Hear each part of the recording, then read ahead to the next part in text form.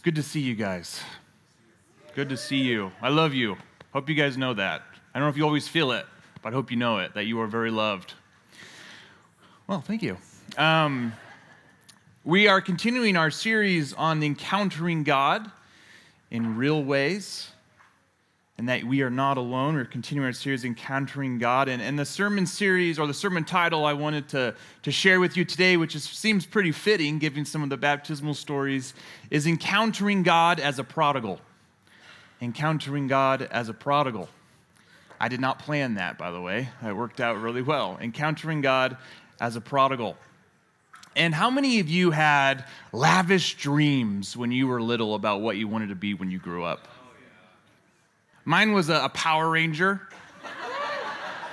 I wanted to be the Red Ranger. You know, it's morphin' time. You know, I wanted to, that was my first real aspiration as a kid. And then it grew into a professional football player. As you can tell by my massive muscles, that didn't work out for me too well. You know, it turned into even as an 8-year-old, 9-year-old kid, I wanted to be a preacher like my dad. I thought that would be a fun job. It seemed like it was very low stress, pretty low anxiety. Didn't seem like you had to really handle hard situations. I later recognized that was not the case. But the older I got, and this might resonate with many of you today, as the older I got, especially as I turned from my teens into my 20s, was those things that I looked at as a kid, the things I desired, the things that I thought would fulfill me, turned really more into things that were self-indulging.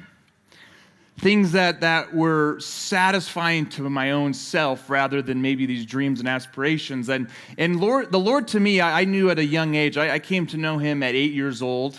Happens when you grow up a pastor's kid, you get a lot of opportunities to respond to Jesus. And so I got to know Him really young. And as I got to 18, 19 into those years, the Lord was kind of more like a childhood friend that I just decided, hey, I kind of have outgrown you. And I want to go try things myself. In fact, I really think the world has a lot more to offer. I'm a small town boy, grew up in Moab. You think the world just has a lot more to offer than what you experienced as a kid. And in a way, I started to really find my satisfaction in anything that I could. Anything that seemed desirable seemed like something that would be satisfying to me. With no self-control, really, with pure self-indulgence, I pursued the world. In those years between about 18 to 23, I call them my prodigal days. My prodigal days, where I thought maybe I had outgrown the Lord, and now the world had much more to offer. Does that resonate with any of you today? No? Okay, good. We're all good. All right, I should just go home. No, this is good. I know that all of you have moments where the world seems to be more satisfactory. That this world seems to have much more comfort or ease or rest than what we find often in our relationship with God. The pursuit of my life from 18 to 23 was really a pursuit of self-gratification. Is a good way to look at it. It was a pursuit of self. Pursuit of self. What I desired, what I wanted. Didn't matter who was around me was going to be affected by it. Didn't matter what relationships were hindered. Didn't matter the damage that I brought. It was about me, myself, and I during those years of my life. And one of the first things to go was the Lord's relationship. Hey, you know what? There's a lot of things that you taught me, Lord, that I'm going to put on the back burner for a while. Put it to the side because I really think there's more that this world has to offer and experience. And so He was the first one that I cut out of my life in my pursuit of self-satisfaction. And if you've been on a quest for self-satisfaction and you are now here, it is most likely that you were in some kind of bondage to yourself. You were in some kind of bondage to self-satisfaction, self-gratification, self-indulgence. And the good news is that you're in good company, because a lot of us are walking in that, and a lot of us have been through that or are in that right now. So I'm really glad you're here, or you're watching online. Because we're going to read a story that Jesus tells of a parable about how God encounters and redeems us prodigals who sought self-satisfaction rather than finding satisfaction in the relationship with God. So we're going to read a story that Jesus is going to share about that fact right there. So if you have your Bibles, I want you to turn with me or tap on your phones to Luke chapter 15. We're going to walk through this together. Luke chapter 15, verses 11 through 13 is where I'm going to start, so you can follow along with me. Jesus said in his parable, a certain man had 2 sons.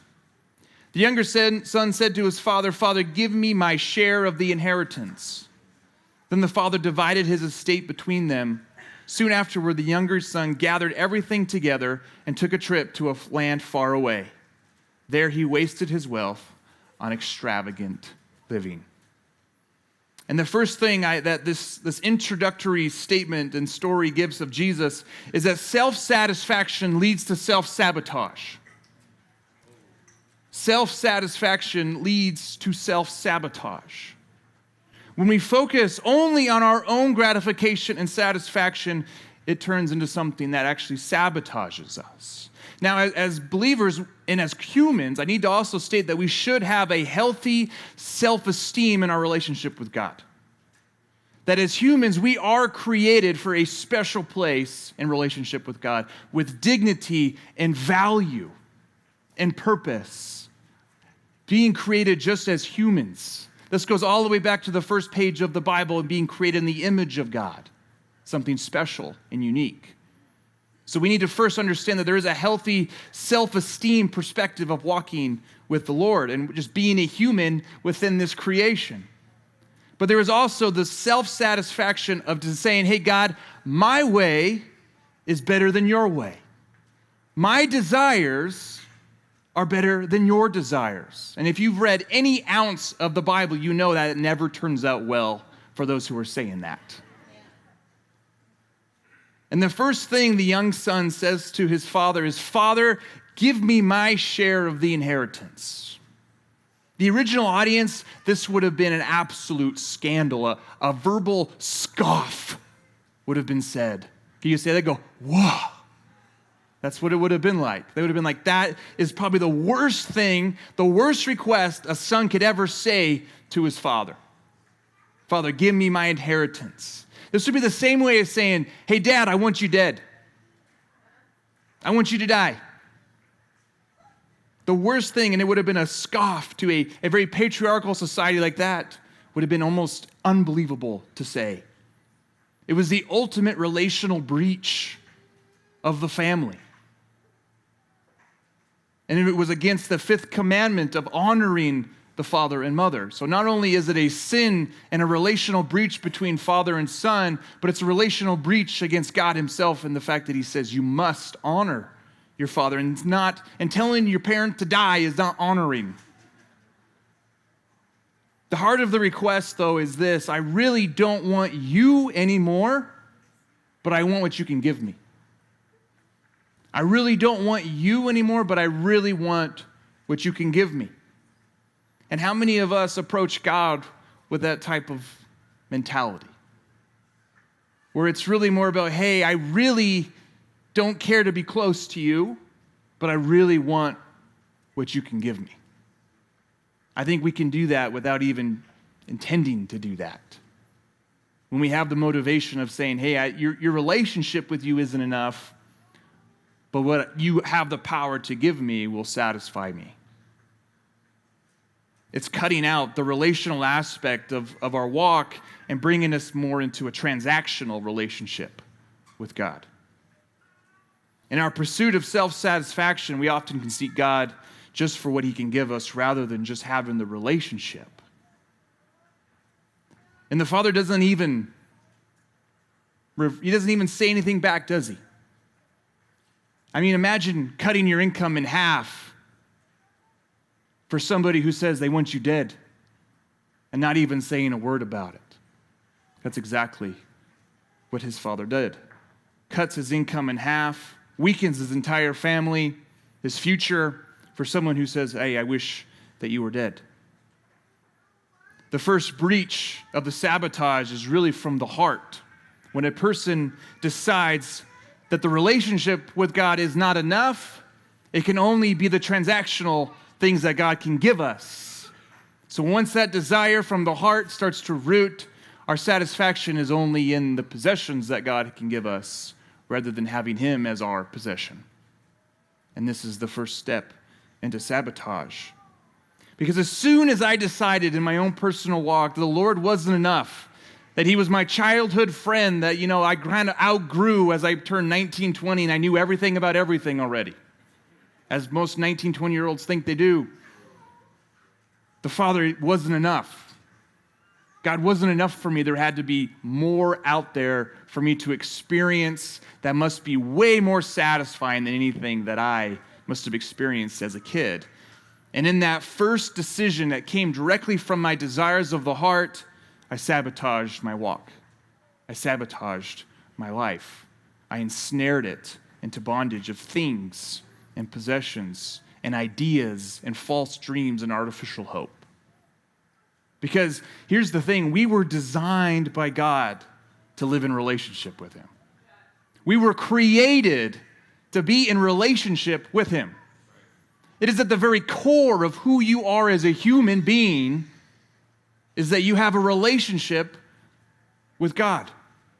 And so what happens when we remove that component out of our life, we move that relationship, there's a hole there in our hearts.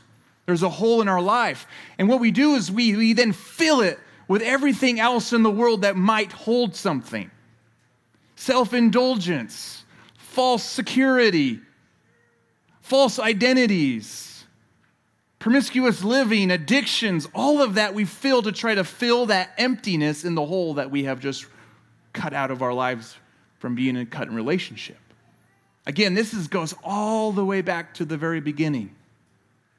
When Adam and Eve decide, hey, this thing looks good, we're going to eat it, we're going to fill our desire for good by what we feel is right.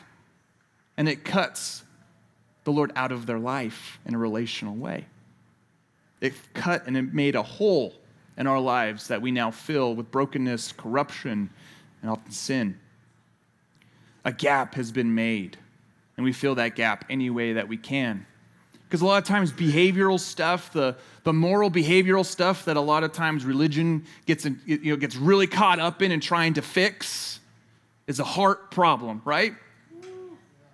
Behavior is a symptom of the emptiness inside that is trying to get out, of trying to be filled.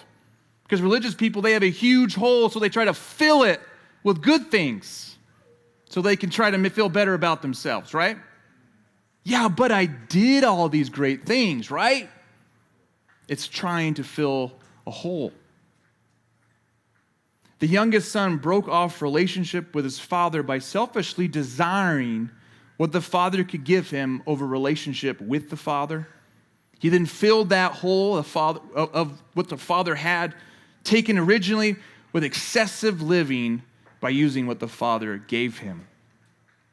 This pursuit of self-satisfaction, it removes from us, again, the one thing that we were created to be in relationship with.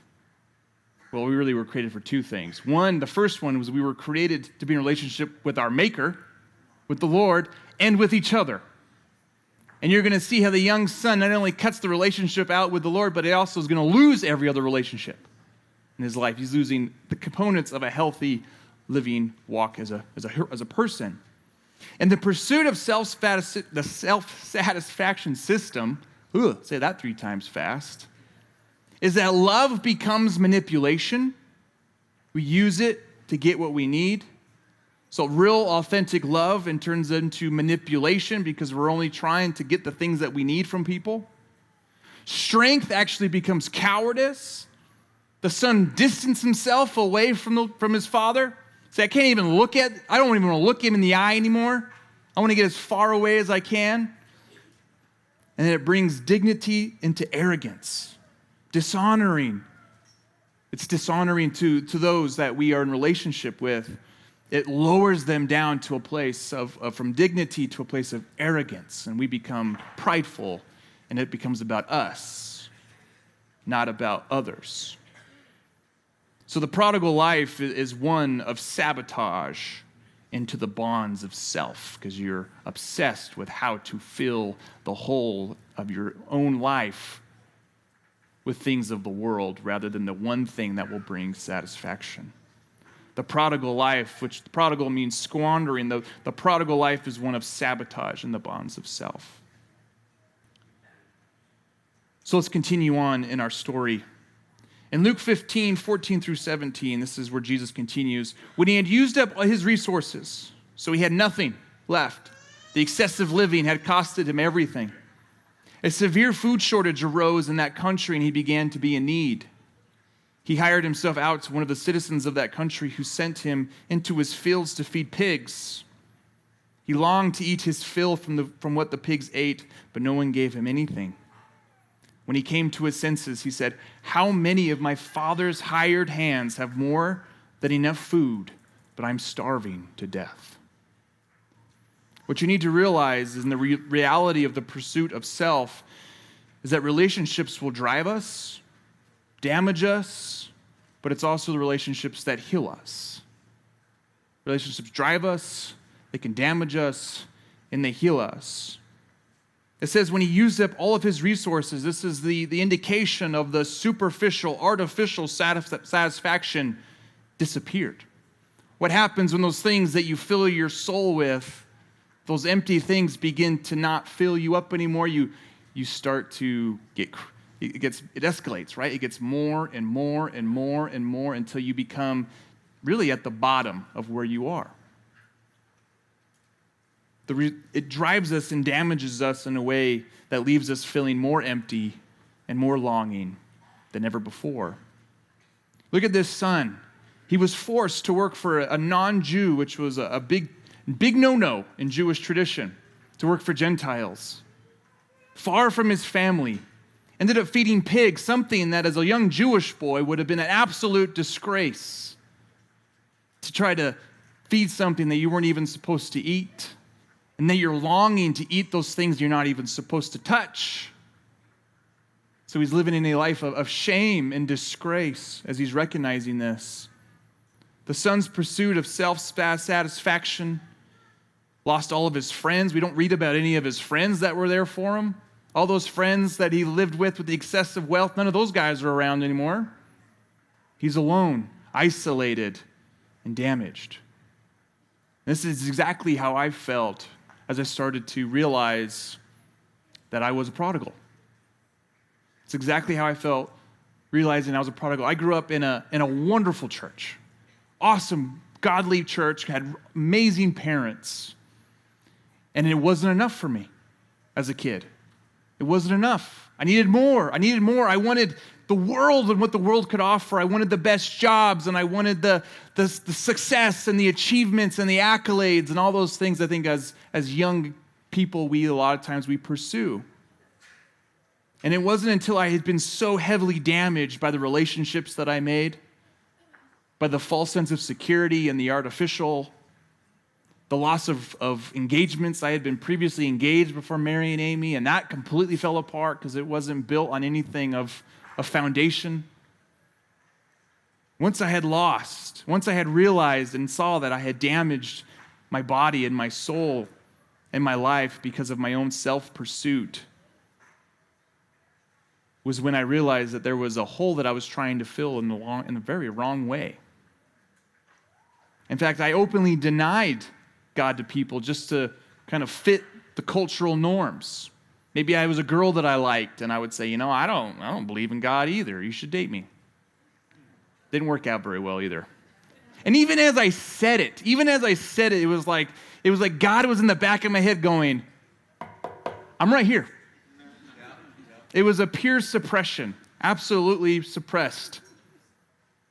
The result, again, was high anxieties, uncertainties, and high unsatisfaction. Until we have discovered how we have moved away from real, authentic, intimate relationship with our God, and that we have recognized the false connectors, those false fillers, we will see this pattern lived out consistently and constantly. We need to come to our senses. that the patterns of self-satisfaction, the patterns of addiction, the patterns of self-gratification, those things will continue until you have realized you must come to your senses and make changes. In verse 17, that's where it says, when he came to his senses, he said, "How many of my father's hired hands have more than enough food?"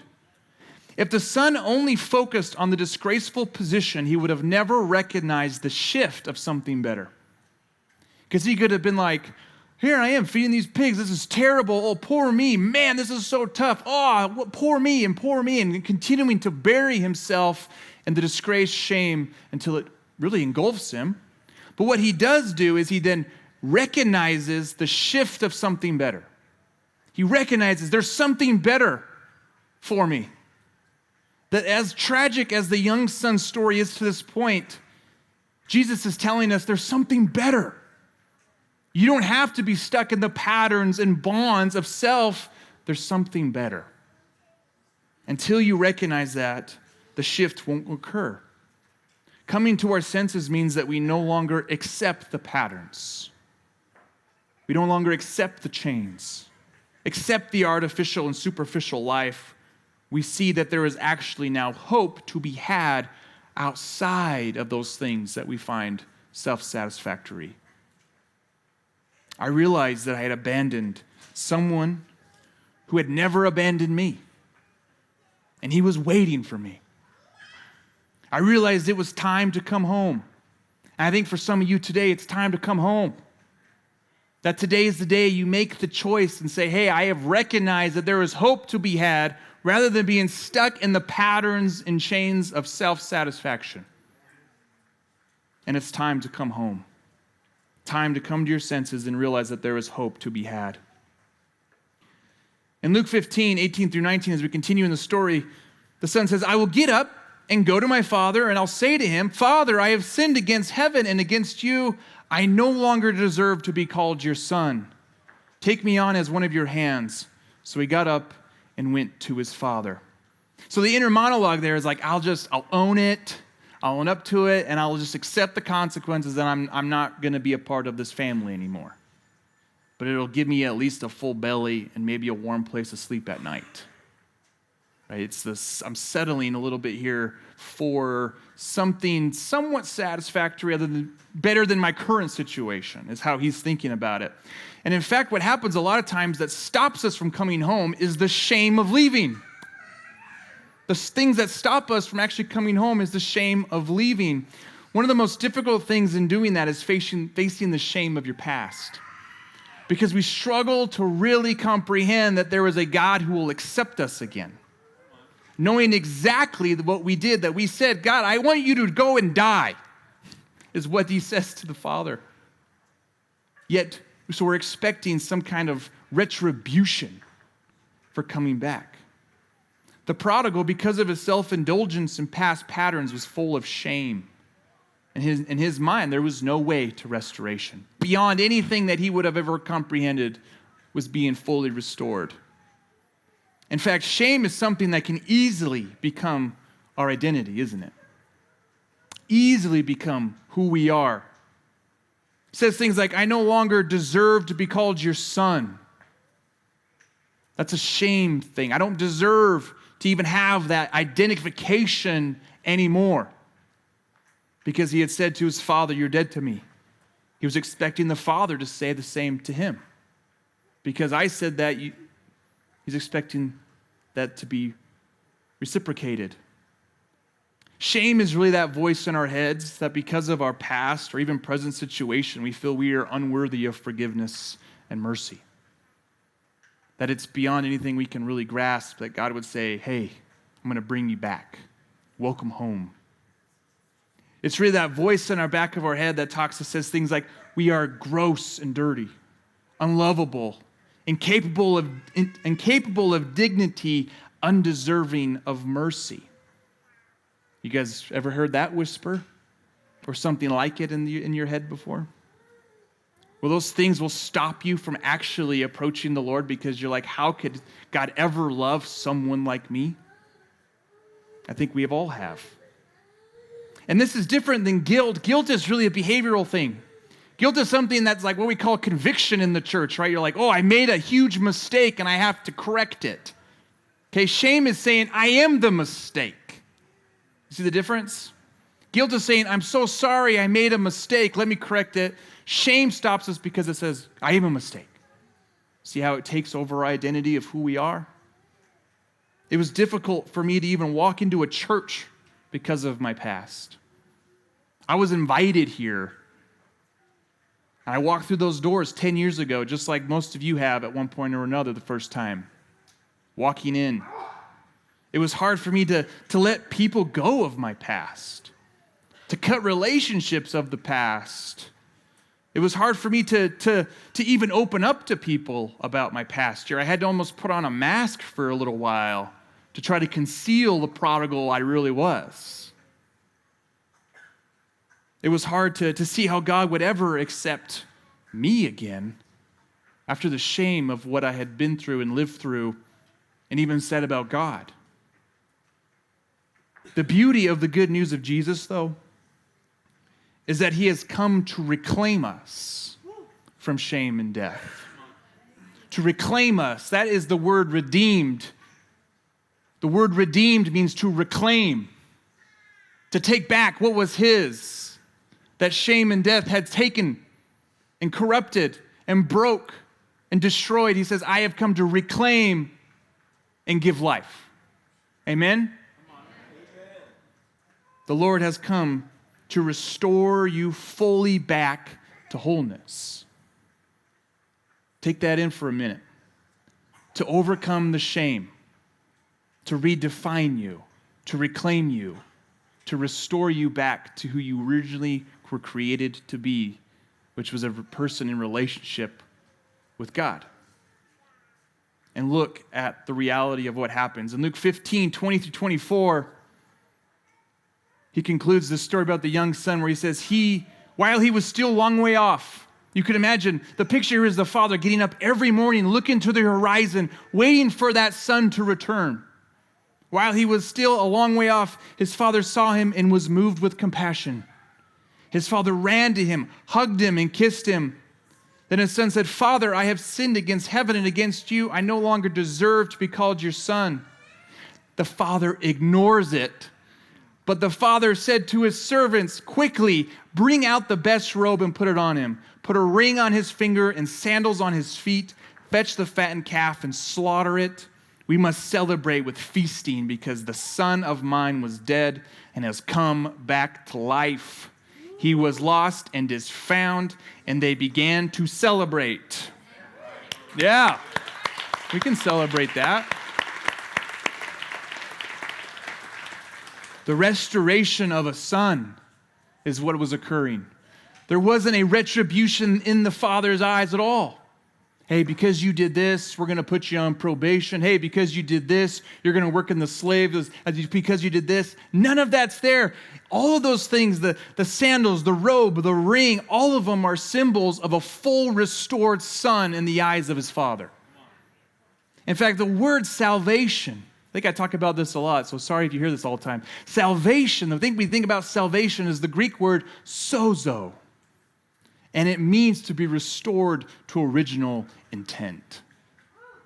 That's what it means to be saved. It's not just this ticket to this disembodied place in the sky. It's a restoring of who we are here on earth. Later to be with him, only to then return with him and live in heaven and earth combined as it was always created to be. Every morning the Lord looks in the distance waiting for his sons and daughters to be embraced, and they're coming home. He is ready to restore you. He doesn't meet you with shame and condemnation. He doesn't even respond to the shame and disgrace. Doesn't even mention it. He brings you back to the station that you were created in as a fully restored and reclaimed child of the living God. The relationship that was cut will be restored, and we can be made whole again by finding our satisfaction first off in our relationship with God, that we have to stop trying to fill it with all the other things. all the other things the world says you might need. I'm a living example of that, the fact that that does not work. But that God can take a prodigal and stick him up here and make him a pastor. That's the example. Amen. So let the party begin. As we celebrated with baptisms, this is a party that we can be had every day, that the death and the relational breaches, things we call sin, between the Father and Son can be healed. Between God and his creation can be healed. And life again can pursue, not with gaps and holes, but with wholeness and celebrations. Will you stand with me? Sorry, I went a little bit over. I blame all the celebrations we had. But I just want to take a minute to respond, because this is a message that demands response, right? That if you've been feeling the absence of God in your life, the hole that you just feel like you have to fill with everything in this world, whatever that looks like, food, addiction, achievement, success, religion, whatever that is, I pray right now that that will be gone. And if that's you, if you're filling the hole with things that are outside of just the simplicity and sufficiency of your relationship with Christ, go ahead, raise your hand. No shame, no condemnation. This is you coming home, baby. We're celebrating. It's time to come home. Father, I pray for those with their hands raised, and even those who may be too afraid or too ashamed to raise them. I pray, Lord, that you will fill them to their wholeness. Lord, that in community here at the Adventure, Lord, they can see and find healing within the relationship that is the church. Lord, this is where you met me. You met me in this room. You met me within these people. Lord, you worked a mighty way through these people in my life. I pray the same way, Lord, that you will work a mighty way, that the next pastors and leaders and teachers are here amongst you, raising their hands right now. Lord, that you take the prodigals and you make them into something that they never thought they could ever be, that you restore them and you call them and you lead them and you guide them. Lord, thank you for all that you have done. And Lord, I pray for the rest of us in community. Lord, that we will find this as a place that will drive us into deeper relationships with you. Lord, as humans, we will bump against one another and we will have our conflicts, we will have our issues and we will have our problems, but also, Lord, it is within this community that I pray that people be healed, that they grow deeper, that they become wiser and discerning, that they get to know you because of the hardships and the conflicts and the adversity that often we approach. But it is within your people, Lord, that you often work the mightiest. So I pray for all of us. And before I end the prayer, I'm going to end the sermon for our online folks, but I want you guys to sit down after I pray. I have a little something I just want to say to you guys, okay? So let's wrap it up. Father, thank you again for your goodness, your grace, your mercy, and all that you have done in this place. In Jesus' name, all God's people said, amen. So go ahead and have a seat. I'm going to let the stream go. Love you guys online. God bless you.